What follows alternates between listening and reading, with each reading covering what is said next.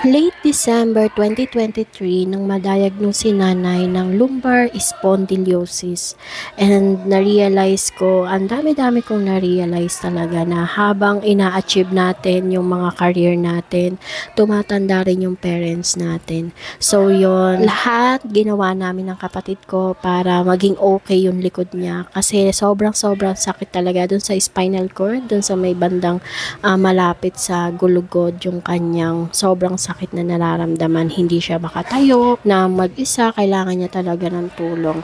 And ang problema pa doon, dumatal pa yung diabetes, uric acid, and cholesterol, lahat-lahat na nandoon na talaga.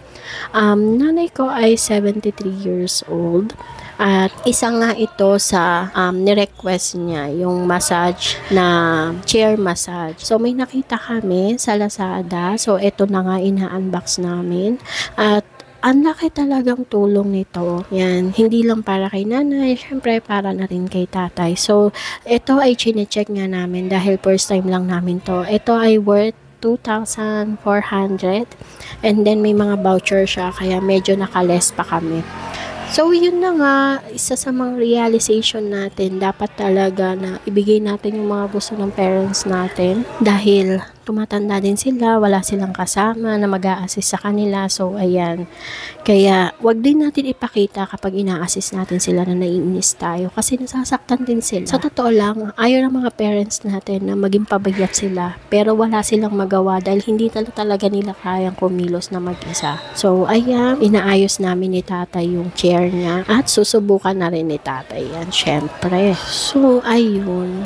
Ang daming mga gamutan ng lumbar. Actually, yung lumbar spondylosis ay no permanent cure. Kailangan lang talaga ay physical therapies para gumaan yung napakatinding sakit na nararamdaman nila sa likod nila. Pero, hindi na siya gagaling. So, maintain na lang tayo sa physical therapy. And ito nga yung mga massage. May binili rin kami na massage gun. Next time naman, ide-demo natin siya. So, ayan, tinetesting namin kasi meron din siya sa binte. O, diba?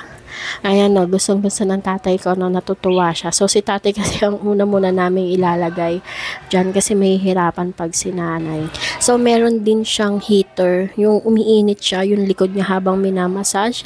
Tapos, meron din siyang nagbabibrate sa may bandang puwet at saka sa may pigi. So, ayan, inaayos ko yung kanyang mga connection, kung tama ba, kung aandar ba siya, kasi ito yung first time na i-test namin siya from the box at okay naman siya. So yun nga, konting ano lang sa lumbar spondylosis, talagang may konti pa kasi si nanay na scoliosis. So yung sa spinal cord niya, yung buto doon medyo tulis-tulis na siya. So nadadali yung mga nerve niya, yung sa may disc, nadadali din, lumalabas siya. Kaya yung mga muscle niya tumitigas. So kailangan talaga mga massage, therapy, at saka meron pang kinukuryente nung tinitherapy si nanay.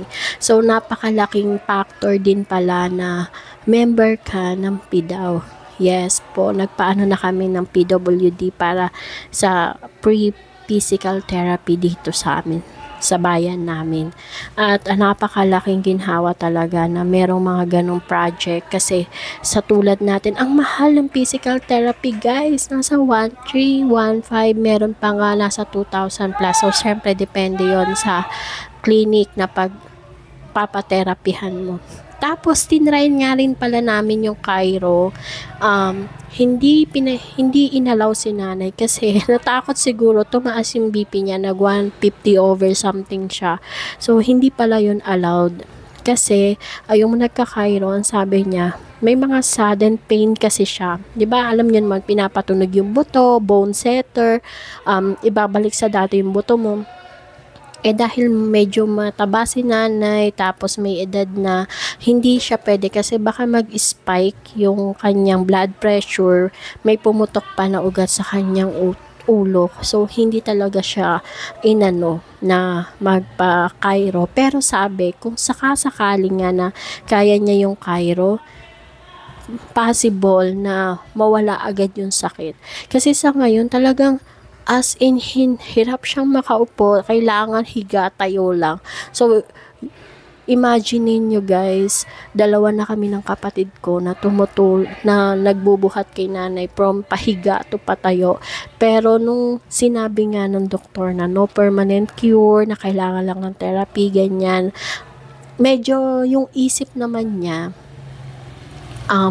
parang unti-unti nang tinatanggap ng katawan niya, unti-unti nang tinatanggap ng isip niya na yung pain ay nandiyan na talaga, na yung pain magiging normal na lang. Kaya kami, gumagawa na lang kami ng paraan para tulungan siya na matanggap yung pain, ma-manage yung sakit. May mga iniinom naman ng mga gamot para sa muscles, pain. So, yun na lang po. Salamat sa pakikinig at panonood.